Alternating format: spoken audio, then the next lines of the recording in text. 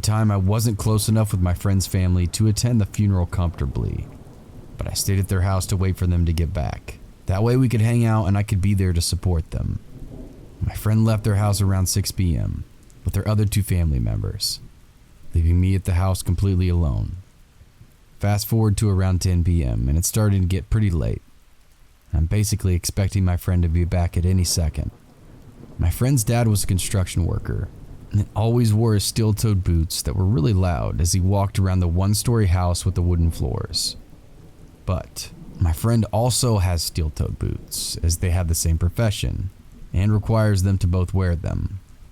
Another important fact is their dad's room was directly across the hall from theirs, meaning you always hear their parents walking down the hall, going in and out of that room. So 10:15 rolls around. I hear work boots walking down the hall.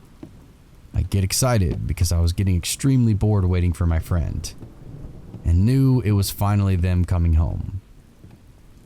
The sound of the boots enter the parents' room across the hall, and then I hear the door shut, loud and clear. I wait in confusion, thinking maybe my friend was just doing something personal. 10 minutes goes by, and they still haven't come out of the parents' room. I then just decided to walk out of my friend's room, only to find the entire house, including the parents' room, is dark. No sign of anyone being home. Completely dark and completely silent. At this point, I'm even more confused. Now, I decide to text my friend and ask, "What's taking you so long to come back to your room? Is everything okay?" Thinking maybe they didn't turn the light on for some reason inside the parents' room. They respond that the funeral had just ended and they're starting to clean up. They'd be back shortly. Nobody was even home yet. And I'll never forget this moment, probably for the rest of my life.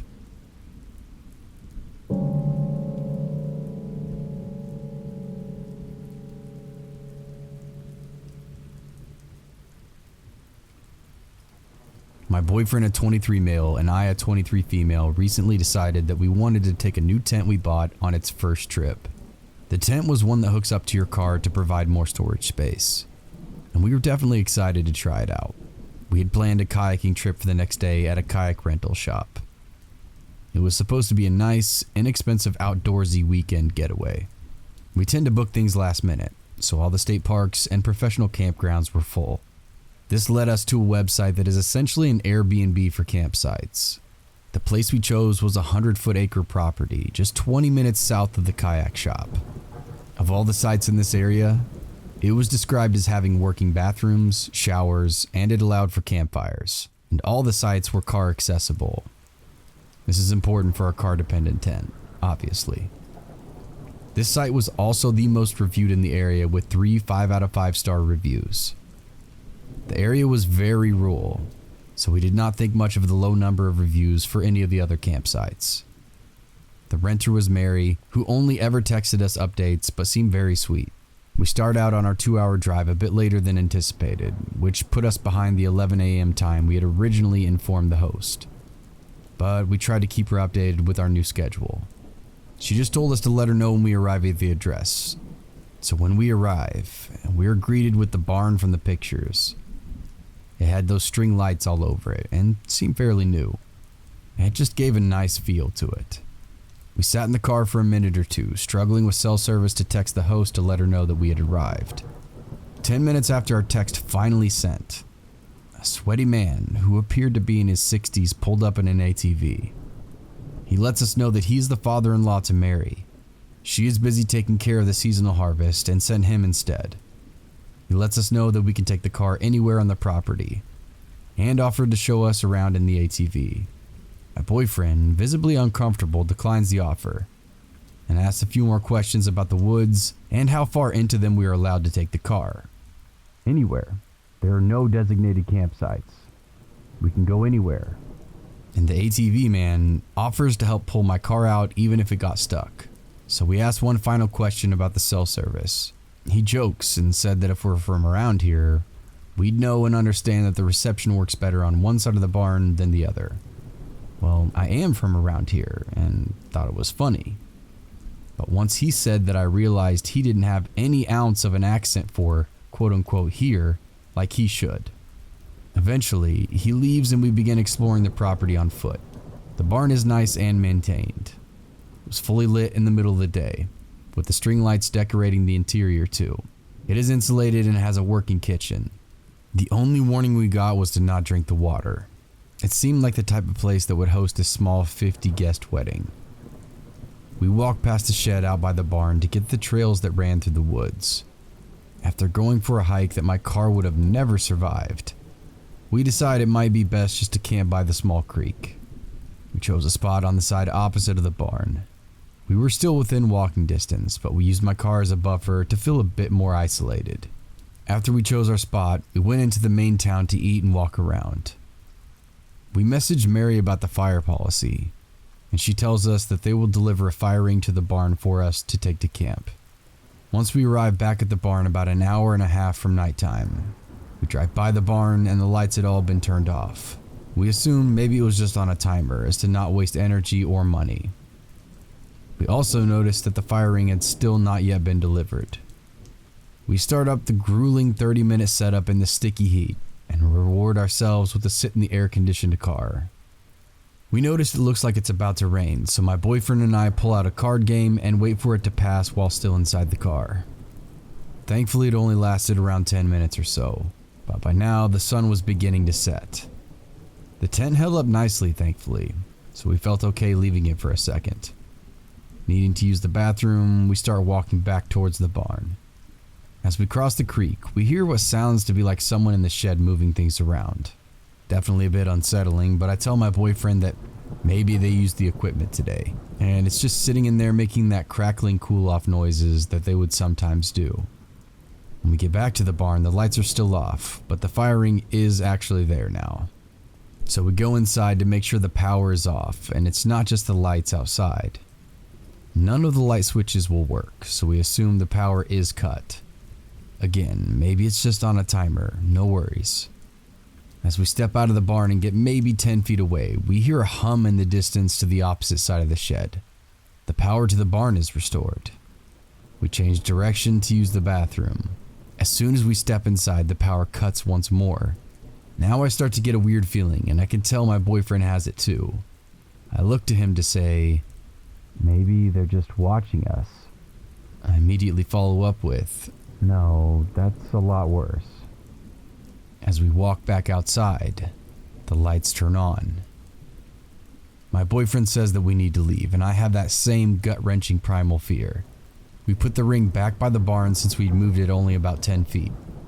The barn lights start flickering. We briskly walk back to our car. Being from Appalachia, we know better than to run. The 30-minute setup was torn down and packed up in 5 minutes. We jump in the car and lock it. I then managed to get my car going, thanking God that the rain did not get my car stuck. We start towards the driveway, and just as we make it to the road, my boyfriend looks back and sees a man standing by the shed, just watching us. As soon as my car pulled off into the road, we got a text from Mary letting us know that the fire ring is now outside by the barn. She also informs us that we're welcome to stay in the barn if the rain had messed up our camping experience. Not long after, we arrived at a nice hotel, willing to splurge for safety. At this point, it's 10 p.m. at the earliest. A sweet older lady checks us in, desperate for validation and just comfort from anyone. We tell her what just happened to us at the campsite. She looked shocked, and then she asked if we'd seen the news lately, which we both respond that we had not. The lady tells us that couples in the state have been going missing. All of them had gone camping. 3 couples were truly missing, and 1 was recently found on the side of the freeway, slashed to near death. They are, to the time of the posting, still recovering in the hospital. We couldn't find many articles about where in the state, but the look on the lady's face suggested it was near us. We get to our room and text Mary back to tell her we are not staying. "Thank you for staying with us." We lock the door and break down into tears. I will not forget that feeling I got at that barn. That primal fight or flight feeling. The feeling of being watched. I feel it in my throat just writing this, and I never want to experience that ever again. So to the man by the shed who watched us drive away, let's never meet again.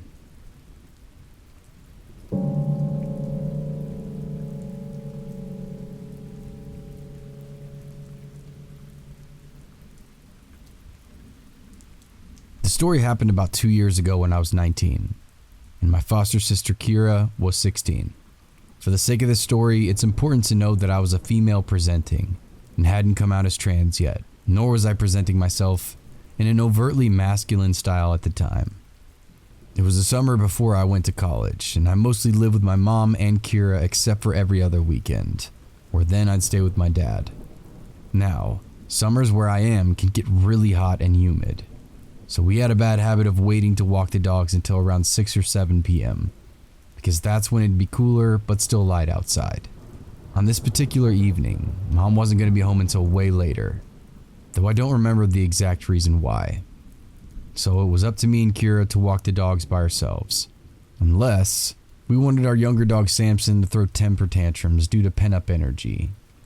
Even though we lived in a countryside and could have walked him down our street, Kira and I decided to drive out about 20 minutes to a park instead. Why? I don't really remember. It could have been anything from being bored walking our roads to not wanting to have to deal with blind curves and hills.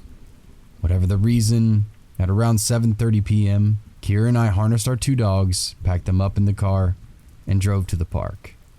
Now let me quickly explain the layout of the park so it's easier to understand why we got nervous halfway through our walk. This park isn't very big, but it's popular because of the loop. The entire park is surrounded by a mile-long looping road with its attractions, like playgrounds, ponds, and a small country hall. It's all spaced about in the inner side of the loop. The outer side is just grass, trees, and one playground at its end. Thus, it's common and expected to pass people walking the loop at least 2 times if you're walking in opposite directions, but not if you're walking in the same direction. Any cars on this road can only drive in one direction because it's a one-way road. At first, everything about this walk is completely normal.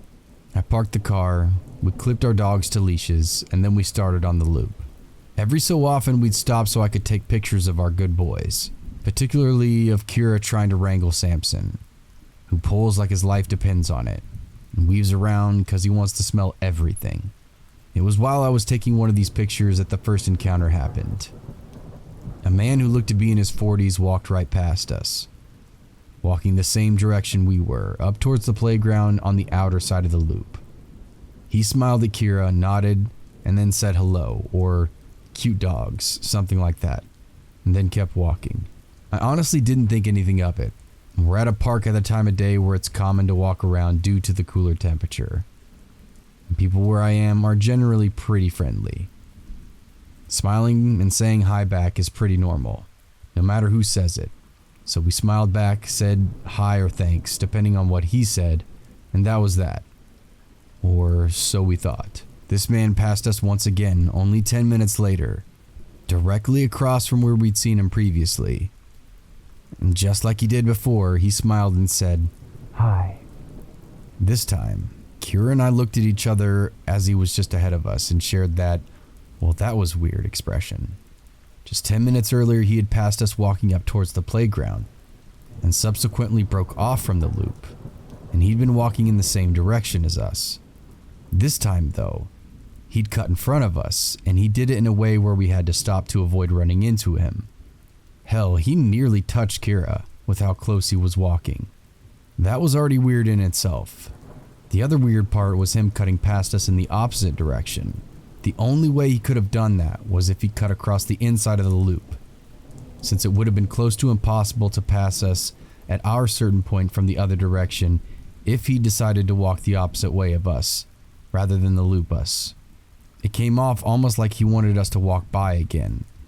But just like before, Kira and I brushed this weirdness off.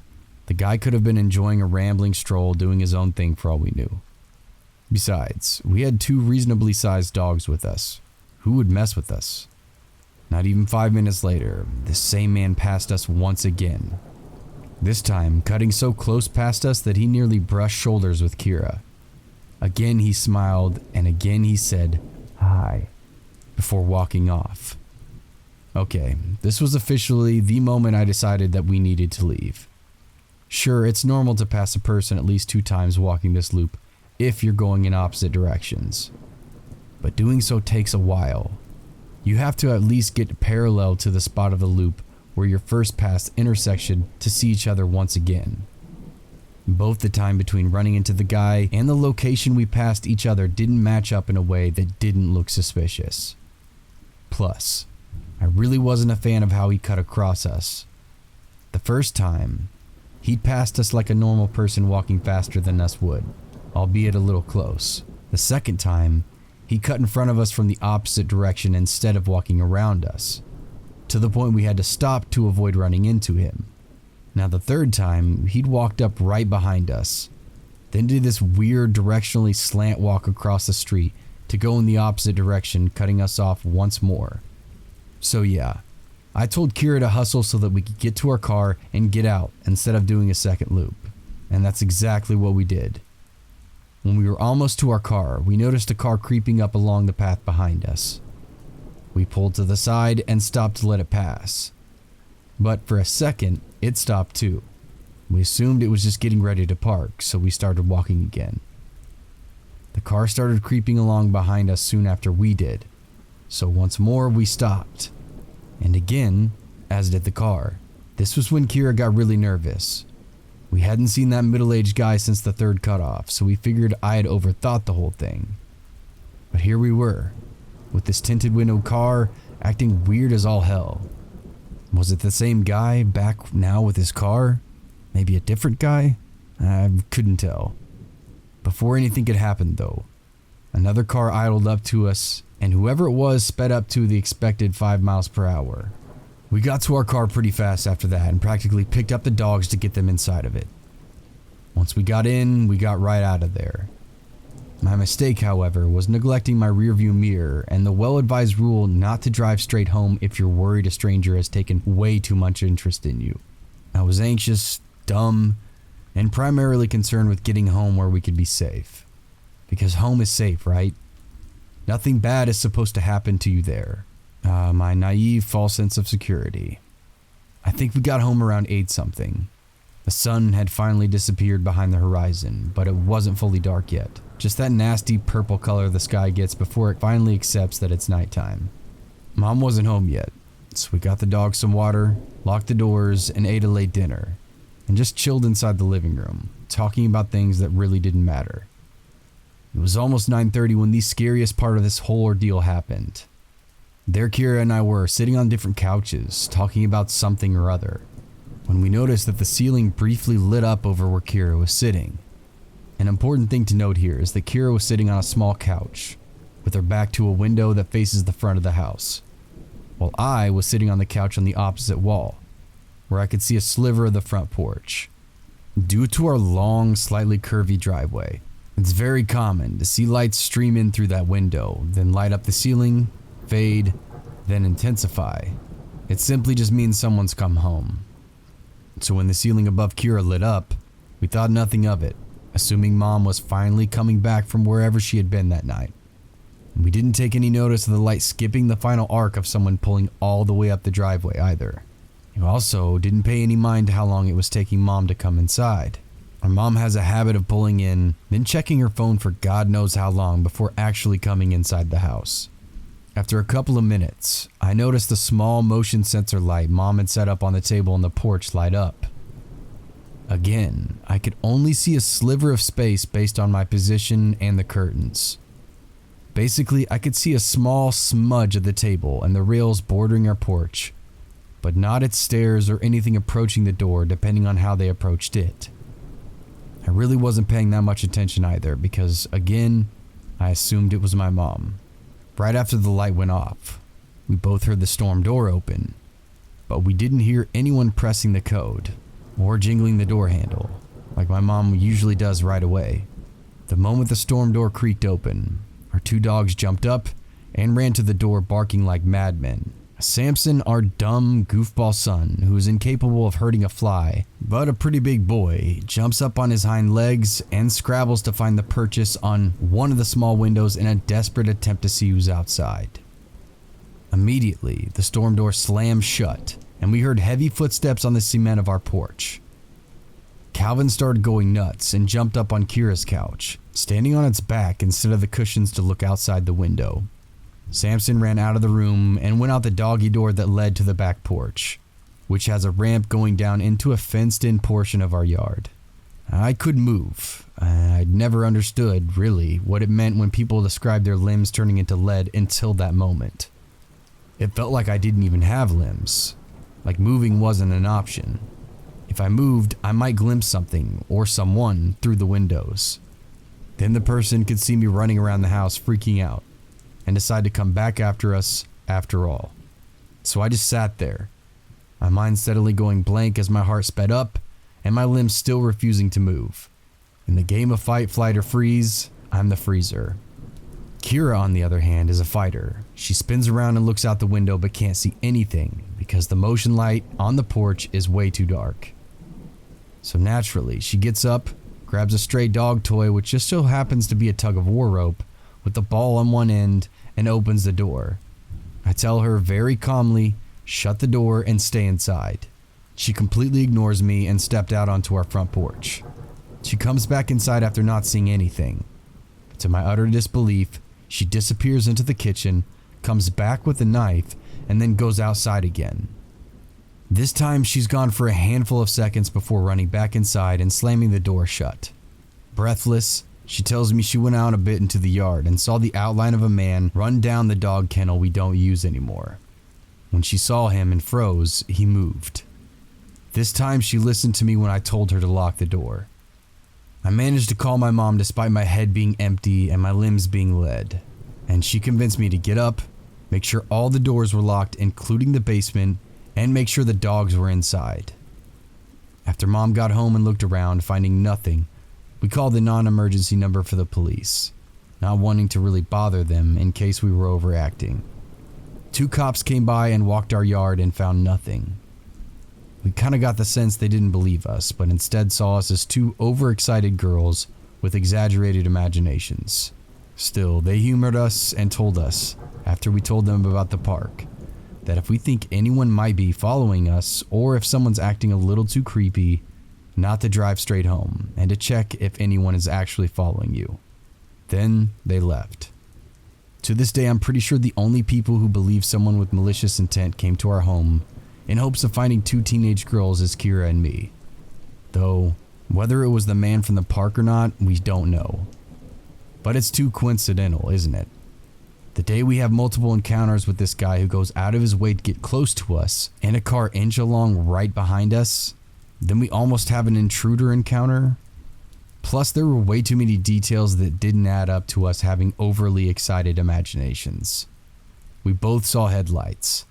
The motion detector on the porch turned on. The storm door opened and stayed open until Samson jumped up to look out the door's window. We heard footsteps. Kira definitely saw someone, and the dogs don't run up to the door like that and bark their heads off if nobody is there. I don't know if whoever was at our house really was that same guy that ran into us at the park.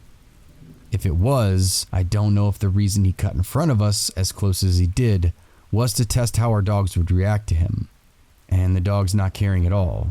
Or like the first time when they would wag their tails. Maybe it convinced him that they weren't a threat. I don't have any confirmation that he was actually in the car that inched behind us and that stopped when we stopped. But I don't know what would have happened if Calvin didn't have a scary manic bark. Or if Samson wasn't tall enough to look out the high windows on the door. What I do know is this. If you're out and about minding your own business and a stranger is taking a lot of notice in you, following you, frequently running into you, or whatever, trust your gut. Don't drive or walk straight home. Meander.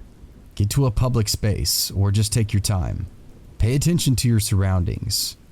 You never know who is watching you.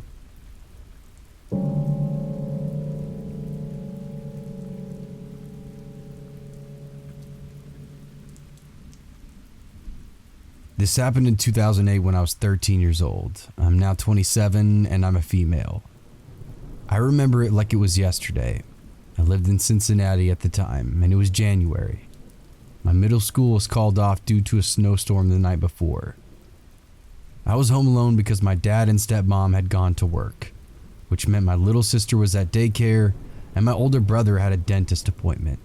My dad worked for a lawn care and sometimes came home for lunch if he was in the area. So when I was awoken by some noises coming from our basement, I thought it was just him home for lunch going through some things, so I didn't really think anything of it. As I got out of bed, I could still hear what I thought was my dad in the basement. But as I approached the stairs, something felt extremely off. I don't know what caused me to do this, but instead of yelling, I whispered, "Dad, is that you?" No response, so I quietly went to the front door and looked out our tiny square window and saw two men walking up the snow-covered hill into our backyard. I later found out there was a third man, and he was the one who broke into the basement from the basement window. Quickly realized that the noises I heard was actually the basement window directly under my bed in the basement being broken. I ran back to my bedroom, immediately hopped into my closet, and called my mom. When she answered, I told her what was going on. She called my brother to see if he would go home because I had a history of being scared to be home alone. So neither of them were actually believing me that there were people inside our house. Before my brother got there and right after my mom and I got off the phone, I called 911. I don't think the dispatcher believed me at first because she asked me several times if I was sure there were people trying to enter the house. Meanwhile, the three men had already entered the house and were hauling ass up the basement stairs. After I told her that, I immediately noticed a change in her voice. She told me to stay calm and asked me if I was in a safe place, to which I told her I was inside my bedroom closet.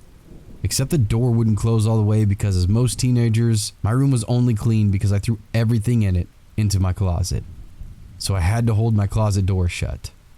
The dispatchers told me to let her know what I could hear, if anything. I told her that I heard them talking to one another in the living room, but I couldn't understand what they were saying. The next thing I knew, they were breaking down my dad and stepmom's bedroom door that was right next to my room. Not long after that, I see through the crack of my closet door. One of the men entered my room, and a few seconds later he walked back out, obviously realizing it was a child's bedroom and that he wasn't going to find anything worthwhile in there. A few moments later, one of the men shouts, "He's home! He's home!" And then they all start running away, or at least so I thought. Here's a little backstory about the house. It was fairly old, so to open any of the windows, even the basement, you had to crank a lever to open or close them. Unlike the glass block windows that can't be broken or seen through. Not only that, but the front door didn't open because the house had settled too much and wouldn't unlock. So our couch was in front of it. Because the front door didn't work, we used the side door to get in and out. I'm not sure why, but the side door had to be unlocked with a key from the inside of the house just to be able to leave. Everyone had a key besides my little sister. That being said, the men had to leave the way they entered with everything they were trying to steal, which was obviously tough through the basement window. After the dispatcher informed me that the police had my house surrounded, it was safe for me to come out. It really took me quite a while to leave my closet because I didn't know truly if they were actually gone. When I finally got the balls to get out, I grabbed my key and darted to the side door to let the police inside. I didn't see my brother anywhere, so I don't know if something had happened to him or if it was even him who came. Not long after, I let the police inside and my brother came walking inside the dining room. I jumped up so fast and gave him the biggest hug I'd ever given him. When the police asked us to tell him what had happened, I heard my brother tell them that when he got into the house, he walked up to the side door like he normally would. But when he was about to unlock it, he was met with one of the men through the window. He said the man cocked his gun, put it up to the glass, and pointed it at him. After that, he said he froze up. And then when he could finally feel his legs again, he ran up the street and started knocking on all doors. After about 3 houses, he knocked on the 4th, and a little girl answered, so he asked her to go get her mommy. When the woman came to the door, she could see that he was very frazzled and asked him what was going on. He told her that there were men inside of our house, and his little sister was inside. She then called the police, and my brother then called our grandparents to let them know that I was telling the truth. I asked the officers if they caught the men, and they assured me that they did. A little while later, a police car pulled up to the front of my house, and they had one of the men standing outside of it for my brother to identify. I was so happy that they were all caught, and we were safe. My grandparents and my mom both got there around the same time, and I just remember them all rushing up to hug me. My mom then called my dad, who rushed home, and my stepmom, who wasn't too far behind him. Understandably, my dad let me go with my mom and stay at her house for a few days, and I didn't go to school. The township reached out to my dad and invited us to come to the town center about a week after the break-in. When we got there, I was surrounded by the officers who were there that day and apprehended the men. They awarded me with a certificate of bravery for staying calm and helping them catch the men, along with the little gift bag of girly items. Around a month later, we had to go to the men's court date, where we met a woman and her son in the waiting area who also had their house broken into a week before ours, who just so happened to steal one of the guns that she had. As it turns out, the two men had 3 guns, but only one of them was loaded. I was way too overwhelmed to be in a courtroom and have to see those men again. So thankfully the judge allowed us to stay in the waiting area until their hearing was over. 2 of the men ended up getting 7 years in prison. The other got 12 years in prison because he pulled a gun on my brother. They're all out of prison now, and for a little while I was scared that they would come back once they got out because my dad still lives in that same house. Thankfully, nothing has happened since that day. I've always heard stories about houses getting broken into, but I never thought it would happen to me. I'm really glad that I was old enough to know what to do in that situation, and that the men never knew I was in the house with them until they were in court, because who knows what they would have done if they knew I was inside.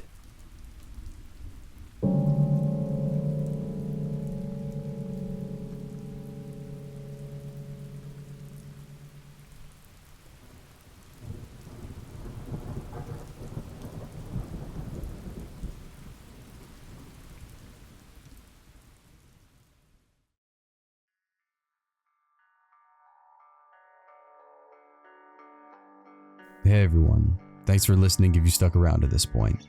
If you haven't yet, feel free to hit that like button, the subscribe button, and that notification bell to be notified when future episodes come out. If you have a true scary story of your own, feel free to send it to my email or post it to my subreddit. You can stalk me on Twitter, you can stalk me on Facebook, and you can also stalk me on Instagram.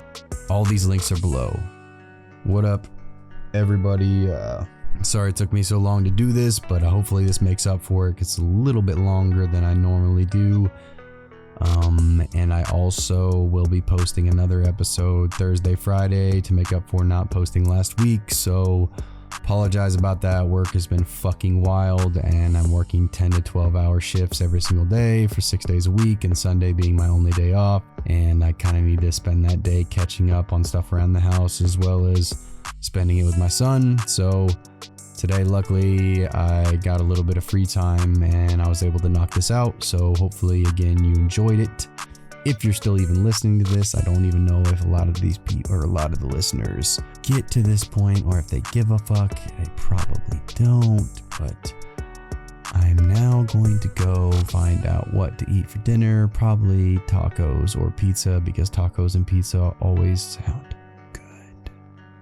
Shout out to Leslie. I know you've heard all these stories and I appreciate you listening, and hopefully I get to see some kind of amazing, incredible, stupendous, amazing, fantastic comment below that you're going to let me know about it, because I know how supportive you are about, my channel, and always have something positive and something great to say about these stories and how you've heard them already. It's just great to hear from you, and it's great to see that in the comment section below. So don't let me down, Les.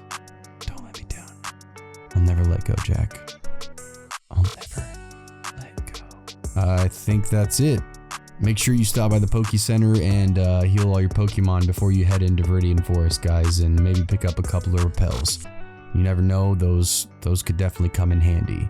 You never know, alright? Just Metapod use-hearted, but it failed. I'll see you guys in the next one. Cheers.